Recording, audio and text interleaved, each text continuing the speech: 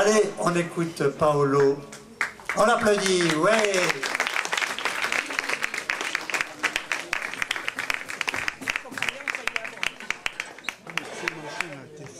Oh, j'en ai ras-le-bol, hein.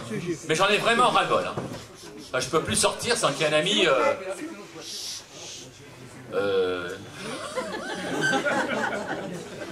J'en ai ras-le-bol. Hein. Je peux plus sortir sans qu'il y ait un ami qui me sorte... Paolo, comment ça se fait que tu sois encore tout seul? Je ne sais pas. Le mystère s'épaissit, moi aussi. Hein, je viens de franchir la barre des 90 kilos, tout rond. En plus, je viens de croiser Franck.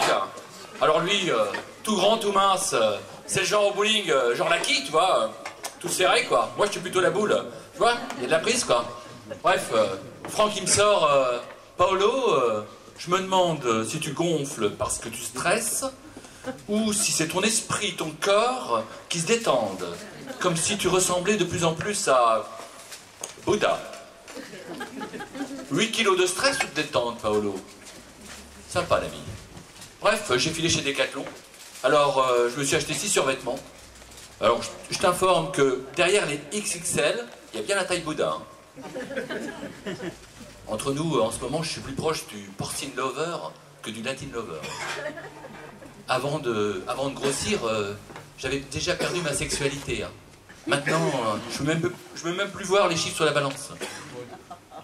Je vais vous raconter un truc terrible qui m'est arrivé hier dans le métro. J'étais tout seul en train de rêver, là, comme ça, et puis tout d'un coup, j'ai vu quelque chose qui tombait. Alors, je suis parti le ramasser, et là, boum, je me cogne la tête avec une nana en face. Et là, qui je vois? Mais qui je vois? La première femme qui a fait vibrer mon cœur, ma tête, ma bouche, mes mains. Je te passe les détails. Bref, la première femme avec qui j'ai fait l'amour. Entre nous, ce jour-là, je l'ai plutôt défait, l'amour. Bon, en fait... C'était notre premier stage en entreprise. Je me rappelle, elle s'appelait Carole. Tout de suite, j'ai adoré l'odeur de sa peau. Elle sentait bon la pizza toute chaude, qui sort du four. Chaque fois que je la croisais, j'avais envie de la dévorer, d'en faire qu'une bouchée. Oh, puis ce que j'aimais bien, c'était le lobe de ses oreilles. Ça me rappelait, tu sais, à la pâtisserie, les langues de chat, du doux. J'étais fou d'elle. J'avais lu ça dans Psychologie Magazine. J'avais tous les sites cliniques de l'amour. J'aimais tout chez elle. Au restaurant, on se retrouvait toujours avec le même plat. En plus, elle adorait comme moi les épinards aux branches. C'est quand même fort comme signe, ça, non?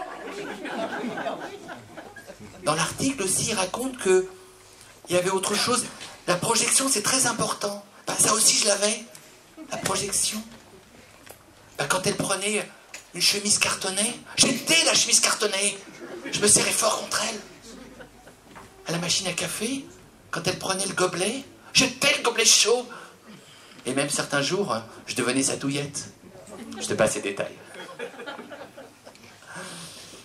Chaque jour, je trouvais quelque chose pour aller la voir. Alors un jour, le cœur battant, les yeux pétillants, je suis rentré dans le bureau.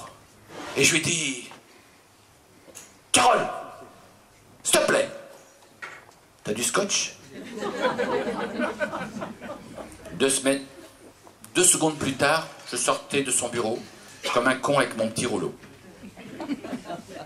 Je suis allé m'isoler aux toilettes, pour libérer la pression et dérouler mon petit rouleau. Et je criais comme un fou, Carole, t'es trop bonne, Carole. Le lendemain, je me suis pas démonté. Je suis reparti. Carole, s'il te plaît! T'as des agrafes, des trombones? Je voulais lui faire comprendre que j'accrochais pour elle. Mais elle, réponse premier degré. Tiens, Paolo. Bon, du coup, les jours suivants aux toilettes, je disais plus trop bonne, mais trombone, t'es trombone. Bon, ça a duré 20 jours. Mais j'ai rien lâché. J'ai sorti toute l'artillerie de la papeterie. J'ai tout essayé pour colorer sa vie et devenir son stabilo. Son stable îlot. Pour lui montrer mon attachement, j'ai tenté la colle. Puis le lendemain, pour lui montrer mon envie de la saisir par les épaules, j'ai tenté les dossiers suspendus. Trombone. Mais comment lui dire qu'elle me rend dingue? En fait, j'ai même pas eu le temps de lui dire. Un jour, j'étais tout seul, en train de faire des copies, j'étais peinard, le jour commençait à se lever, et là, je vois surgir Carole. Elle rigole, elle me dit « Mais qu'est-ce que tu fais là, Paolo, dans le noir ?» Ah, dis donc, avec la lumière du photocopieur et puis la petite lumière on allumée, ça fait un peu club échangiste, là. Hein. Et avec un grand sourire, elle me dit « Paolo, s'il te plaît, Paolo, s'il te plaît, t'as des kawaii sexuels ?» Moi, j'avais l'air complètement ahuri. Elle me dit « Ben oui, Paolo. Écoute, ça fait 1 mois que tu m'allumes avec ton matos de papeterie. Hein? Peut-être un peu se lâcher, non? J'en ai des kawaii sexuels. Ah, juste un dernier truc, Paolo. Je ne suis pas du tout, mais pas du tout, branché recto verso. Hein. C'est à partir de ce jour-là que j'ai décidé d'appeler Carole Ranqueros. C'est quand même la première femme qui m'a fait la plus belle impression que j'ai connue. Et 20 ans après, je me retrouve là, comme ça, face à elle, tout gauche toujours. Et j'ai dû l'énerver parce que, je sais pas, à un moment donné, elle est partie, elle est descendue à la station suivante. J'ai rien dit, je lui ai simplement dit Carole, s'il te plaît, maintenant tu fais recto verso. Elle est partie. Trombone, t'étais trombone.